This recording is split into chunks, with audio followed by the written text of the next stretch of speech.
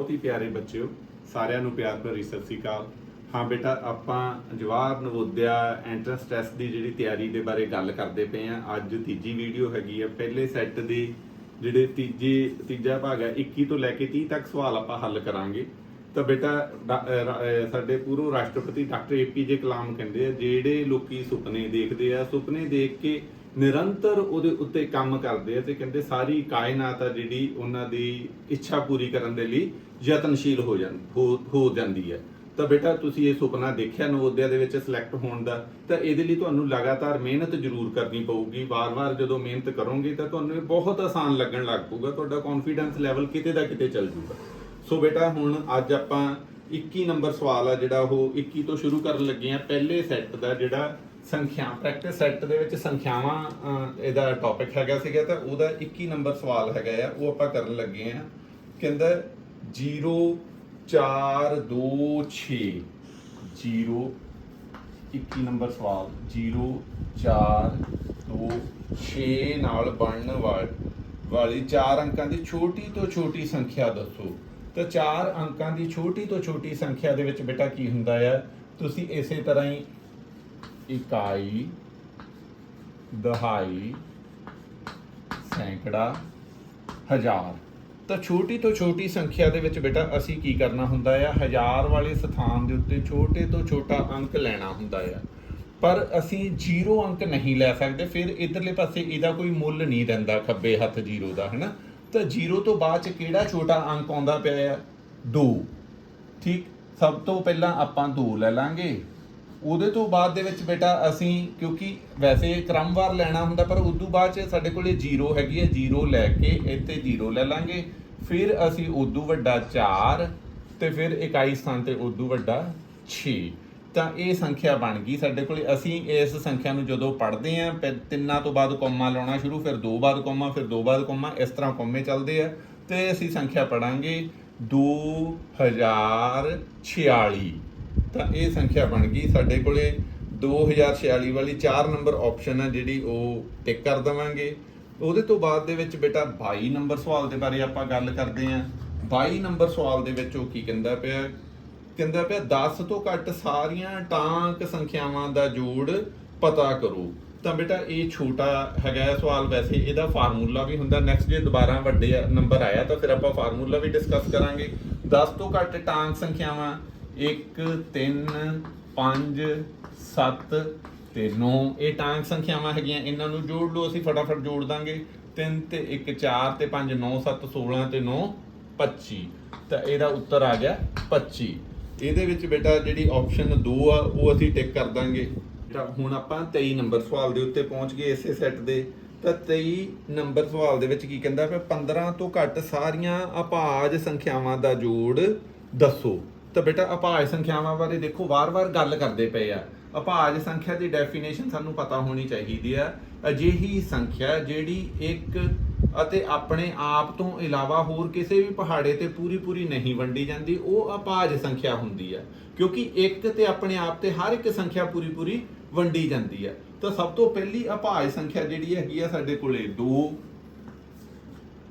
ਉਹਦੇ ਤੋਂ ਬਾਅਦ ਦੇ ਵਿੱਚ 3 ਅਭਾਜ ਆ ਗਈ, ਫਿਰ 5 ਅਭਾਜ, ਫਿਰ 7 ਅਭਾਜ, 8 9 10 ਵੰਡੀਆਂ ਜਾਂਦੀਆਂ। ਉਹਦੇ ਤੋਂ ਬਾਅਦ ਦੇ ਵਿੱਚ 11 ਅਭਾਜ ਸੰਖਿਆ ਆ ਗਈ, 12 ਵੰਡੀ ਜਾਂਦੀ ਆ। 13 ਅਭਾਜ ਆ ਗਈ, 14 ਵੀ ਵੰਡੀ ਜਾਂਦੀ, 15 ਵੀ ਵੰਡੀ ਜਾਂਦੀ। ਆਹ ਸੰਖਿਆਵਾਂ ਬਣ ਗਈਆਂ ਸਾਡੇ ਕੋਲੇ 1 ਤੋਂ ਲੈ ਕੇ 15 ਤੱਕ। ਤਾਂ ਇਹਨਾਂ ਦਾ ਜੋੜ, ਤਾਂ ਬੇਟਾ ਮੇਰਾ ਖਿਆਲ ਹੈ ਜੋੜ ਦਾ ਅਭਿਆਸ ਤੁਸੀਂ ਕੀਤਾ ਹੋਣਾ। ਇਹਨਾਂ ਦਾ ਜੋੜ ਕਰ ਲਓ, 2 ਤੇ 3 5 5 10 7 17 ਤੇ 11 26 ਤੇ 13 39। ਤਾਂ ਬੇਟਾ ਫਸਟ ਵਨ ਜਿਹੜਾ ਆਪਸ਼ਨ ਉਹਨੂੰ ਤੁਸੀਂ ਟਿਕ ਕਰ ਦੇਣਾ, 39 ਉੱਤਰ ਆ ਗਿਆ। ਉਹਦੇ ਤੋਂ ਬਾਅਦ ਦੇ ਵਿੱਚ ਬੇਟਾ ਫੇਰ ਗੱਲ ਕਰਦਾ ਪਿਆ 1 ਤੋਂ 10 ਦੇ ਵਿਚਕਾਰ ਕਿੰਨੀਆਂ ਅਭਾਜ ਸੰਖਿਆਵਾਂ ਆਉਂਦੀਆਂ ਹਨ। ਤਾਂ 1 ਤੋਂ 10 ਦੇ ਵਿਚਕਾਰ ਬੇਟਾ ਇਹ ਸਵਾਲ ਇੰਟਰਲੇਟਡ ਹੀ ਹੈਗਾ। ਆਪਾਂ 1 ਤੋਂ 15 ਤੱਕ ਕੱਢੀਆਂ ਸੀਗੀਆਂ। ਤਾਂ 1 ਤੋਂ 10 ਦੇ ਵਿਚਕਾਰ ਕਿਹੜੀਆਂ ਅਭਾਜ ਸੰਖਿਆਵਾਂ ਆਉਂਦੀਆਂ ਪਈਆਂ, 2 3 5 ਤੇ 7 ਕਿੰਨੀਆਂ ਹੋ ਗਈਆਂ, 1 2 3 ਤੇ 4।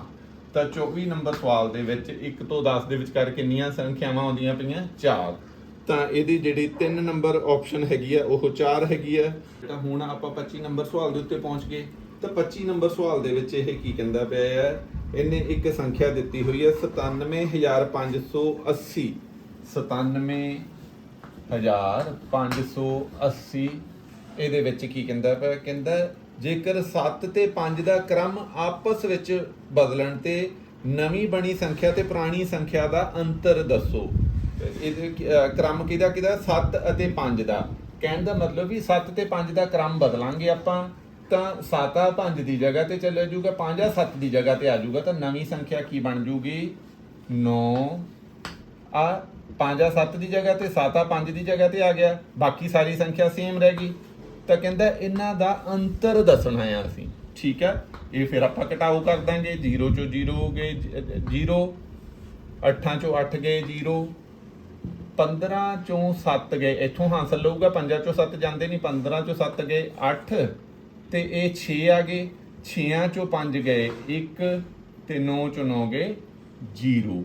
ਤਾਂ ਅੰਤਰ ਕਿੰਨਾ, ਕਿਉਂਕਿ ਖੱਬੇ ਹੱਥ ਜੇਕਰ 0 ਹੈ ਇਹਦਾ ਕੋਈ ਮੁੱਲ ਨਹੀਂ ਹੁੰਦਾ, ਸੱਜੇ ਹੱਥ 0 ਦਾ ਮੁੱਲ ਹੁੰਦਾ, ਤਾਂ ਇਹ ਉੱਤਰ ਆ ਗਿਆ 1000। ਆਪਾਂ 3 ਤੋਂ ਬਾਅਦ ਪੜ੍ਹਦੇ ਹਾਂ ਨਾ, 3 ਤੋਂ ਬਾਅਦ ਕੋਮਾ, 2 ਤੋਂ ਬਾਅਦ ਕੋਮਾ, ਤਾਂ ਇੱਥੇ ਕੋਮਾ ਲੱਗਿਆ ਜਦੋਂ 0 ਤੇ 1 ਦਾ ਮਤਲਬ 1800 ਉੱਤਰ ਆ ਗਿਆ।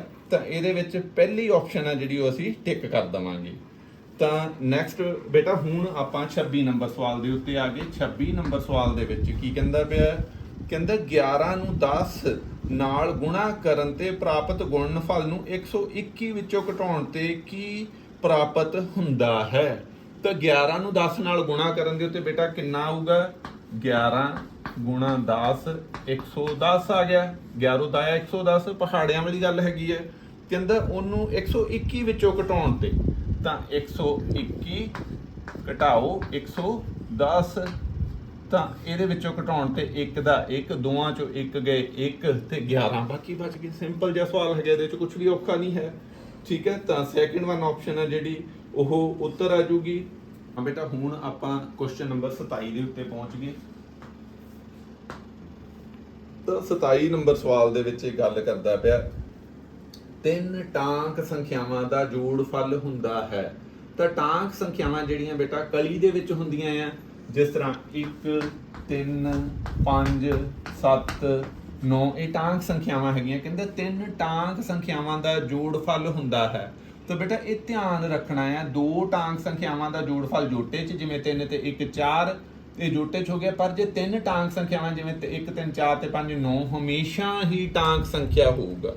ਤਾਂ 3 ਟਾਂਕ ਸੰਖਿਆਵਾਂ ਦਾ ਜੋੜਫਲ ਹਮੇਸ਼ਾ ਟਾਂਕ ਹੋਊਗਾ। ਠੀਕ ਹੈ, ਤਾਂ ਇਹਦੇ ਵਿੱਚ 4 ਆਪਸ਼ਨ ਸੀ। ਪਹਿਲਾ ਜਿਹੜਾ ਉੱਤਰ ਹੈ ਇਹਦਾ ਠੀਕ ਆ, ਹਮੇਸ਼ਾ ਟਾਂਕ। ਬੇਟਾ ਆਪਾਂ ਪਹੁੰਚ ਗਏ 28 ਨੰਬਰ ਸਵਾਲ ਦੇ ਉੱਤੇ। 28 ਨੰਬਰ ਸਵਾਲ ਦੇ ਵਿੱਚ ਉਹ ਪੁੱਛਦਾ ਪਿਆ 1 ਲੱਖ ਨੂੰ ਅੰਕਾਂ ਵਿੱਚ ਦੱਸੋ। ਤਾਂ ਇਹਦੇ ਲਈ ਬੇਟਾ ਤੁਹਾਨੂੰ ਆਹ ਕਨਸੈਪਟ ਜ਼ਰੂਰ ਕਲੀਅਰ ਹੋਣਾ ਚਾਹੀਦਾ ਆ।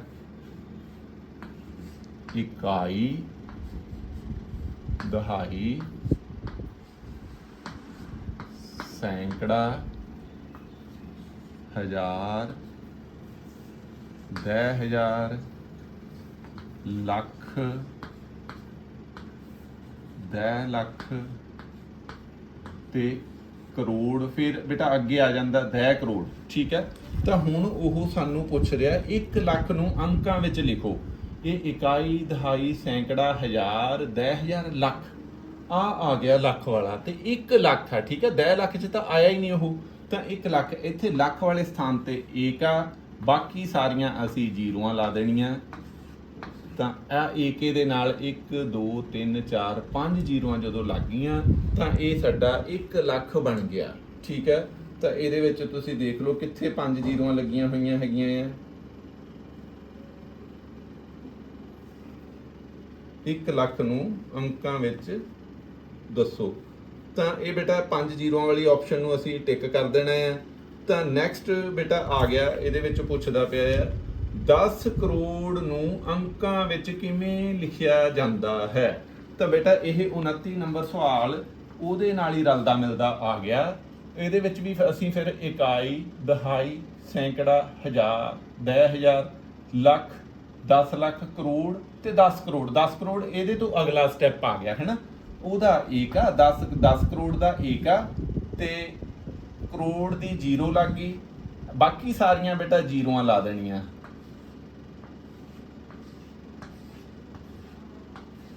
ਅਸੀਂ 3 ਤੋਂ ਬਾਅਦ ਕੌਮਾ ਇਸ ਤਰ੍ਹਾਂ ਕੌਮੇ ਲਾਉਂਦੇ ਰਹਿੰਦੇ ਆ, ਠੀਕ ਹੈ। ਤਾਂ ਕੌਮਿਆਂ ਦੇ ਵਿੱਚ ਜਿਹੜੀ ਰਕਮ ਹੁੰਦੀ ਹੈ ਇਕੱਠੀ, ਉਹ ਅਸੀਂ ਇਕੱਠੀ ਪੜ੍ਹਦੇ ਹਾਂ, ਦੋ ਦੋ ਰਕਮਾਂ। ਤਾਂ ਇਕਾਈ, ਦਹਾਈ, ਸੈਂਕੜਾ, ਹਜ਼ਾਰ, 10,000, ਲੱਖ, 10 ਲੱਖ, ਕਰੋੜ, 10 ਕਰੋੜ। ਤਾਂ ਆ ਬਣ ਗਿਆ ਸਾਡੇ ਕੋਲੇ 10 ਕਰੋੜ। ਤਾਂ 10 ਕਰੋੜ ਨੂੰ ਕਹਿੰਦਾ ਅੰਕਾਂ ਵਿੱਚ ਲਿਖਿਆ ਜਾਂਦਾ ਹੈ। ਇਹ ਕਿਹਨਾਂ ਕਿੰਨੀਆਂ ਬਿੰਦੀਆਂ? 1 2 3 4 5 6 7 8। ਇਹ ਨਾਲ 8 ਬਿੰਦੀਆਂ ਵਾਲਾ ਤੁਸੀਂ ਗਿਣ ਲੈਣਾ ਤੇ ਉਹ ਆਪਸ਼ਨ ਹੈ ਜਿਹੜੀ ਅਸੀਂ ਲਗਾ ਦੇਣੀ ਹੈ।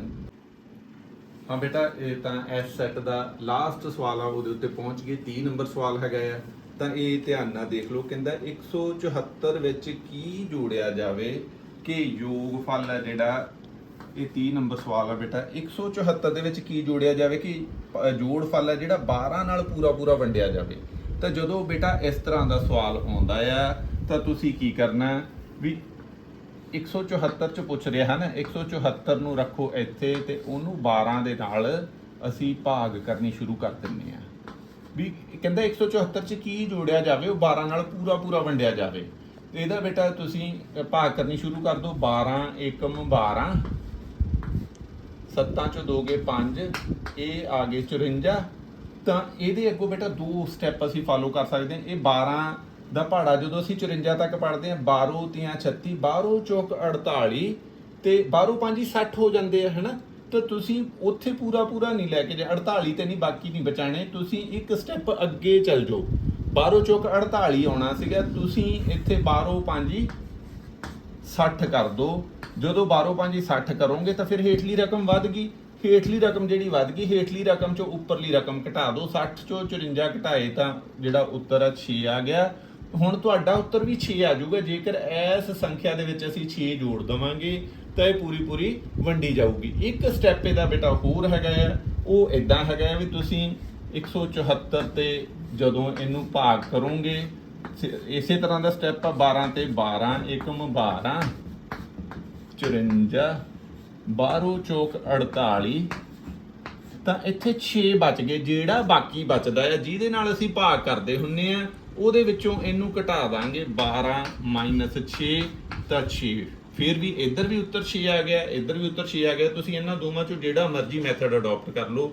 ਤਾਂ ਇਹ ਬੇਟਾ ਸੀਗਾ ਸਾਡਾ ਪਹਿਲਾ ਸੈੱਟ। ਇਹ ਪਹਿਲਾ ਸੈੱਟ ਕੰਪਲੀਟ ਹੋ ਗਿਆ ਬੇਟਾ। ਫਿਰ ਸੁਣ ਲਓ ਵੀ ਨਿਰੰਤਰਤਾ ਹੀ ਰਹੱਸਾ, ਨਿਰੰਤਰਤਾ ਹੀ ਸਫਲਤਾ ਦੀ ਕੁੰਜੀ ਹੈਗੀ ਹੈ। ਲਗਾਤਾਰ ਬੇਟਾ ਅਭਿਆਸ ਕਰਨਾ, ਕਿਉਂਕਿ YouTube ਦੇ ਉੱਤੇ ਪਿਆ ਹੋਇਆ ਤੁਹਾਡੇ ਕੋਲੇ ਲੈਕਚਰ। ਵਾਰ-ਵਾਰ ਇਹਨੂੰ ਦੇਖੀ ਚੱਲੋ। ਜਦੋਂ ਇਹ ਗੱਲਾਂ ਤੁਹਾਡੇ ਅੰਤਰਮਨ ਦੇ ਵਿੱਚ ਪਹੁੰਚ ਗਈਆਂ ਤਾਂ ਸਾਰੀ ਉਮਰ ਲਈ ਤੁਹਾਨੂੰ ਇਹ ਗੱਲਾਂ ਚੇਤੇ ਹੋ ਜਾਣਗੀਆਂ। ਹਰ ਕਲਾਸ ਦੇ ਵਿੱਚ ਬੇਟਾ ਅੱਗੇ ਕੰਮ ਆਉਣਗੀਆਂ। ਸੋ ਇਹਨੂੰ ਲਗਾਤਾਰ ਅਭਿਆਸ ਕਰੋਗੇ ਤਾਂ ਤੁਹਾਡਾ ਕੌਨਫੀਡੈਂਸ ਲੈਵਲ ਆ ਜਿਹੜਾ ਉਹ ਵੱਧਦਾ ਜਾਊਗਾ। ਤੇ ਇਹ ਵੀਡੀਓ ਦੇਖ ਕੇ ਤੁਸੀਂ ਜੋ ਪਿਆਰੇ ਪਿਆਰੇ ਰੱਬ ਰੂਪੀ ਬੱਚਿਆਂ ਨੇ ਸੇਵਾ ਦਾ ਮੌਕਾ ਦਿੱਤਾ, ਇਹਦੇ ਲਈ ਤੁਹਾਡਾ ਬਹੁਤ ਬਹੁਤ ਧੰਨਵਾਦ। ਥੈਂਕ ਯੂ ਬੇਟਾ।